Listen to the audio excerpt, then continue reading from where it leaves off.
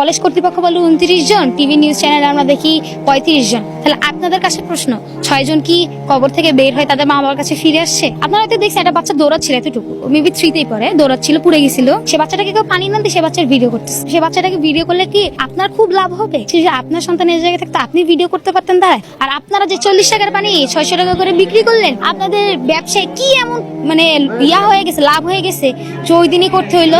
তাদেরকে বলেন যারা আহত নিহত হয়েছে, যারা মারা গেছে তাদেরকে 10 কোটি টাকা করে দিয়েছে, আর যারা পুড়ে গেছে তাদেরকে 1 কোটি টাকা করে দিয়েছে। তাদের বাচ্চাকে এখানে পুড়ে তারপরে যাইতে বলুন, ওখানে এমনি টাকা দিয়ে দিবে, সরকার টাকা দিয়ে দিবে। আপনারা এটা কাজ করেন।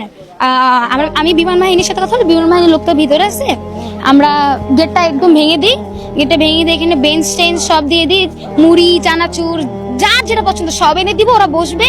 বিমান বাহিনী বলবো আরেকটা প্লেন ক্র্যাশ করেন, ভিতরে আমরা শিক্ষার্থী রাখতেছি, আপনারা এবার দেখেন ছোট বাচ্চাদেরকে নিয়ে কেমন লাগে।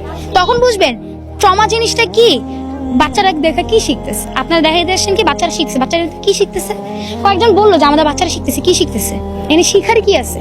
জামাত শিবির বিএনপির লোকজন এখানে আইসা, আর ভাই এখন কি এখানে হাত দেখানোর সময় আছে? তুমি কি দেখাইতেছো যে হ্যাঁ আমি শোক জানাইতেছি? এখানে তো এগুলো দেখানোর সময় না। আপনারা সাইড দেন, আপনারা সরা আগে বাচ্চাগুলোকে বাঁচান, তারপর আপনার পরিদর্শন করতে আসেন। কিন্তু ওই দিনই কেন পরিদর্শন করতে হবে? আর এখন কি যে পরিদর্শন? এখানে এখানে কি পার্ক খুলে রাখছেন আপনারা? আমরা কি পার্ক খুলে রাখছি?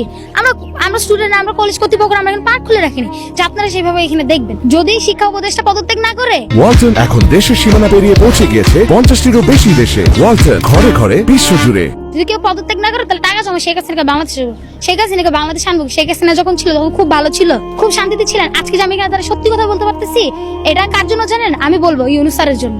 আজকে শেখ হাসিনা থাকলে আমার মুখ থেকে সত্যি কথা বাইরে হলো, দেখতে একটু আমার বুকে গুলি।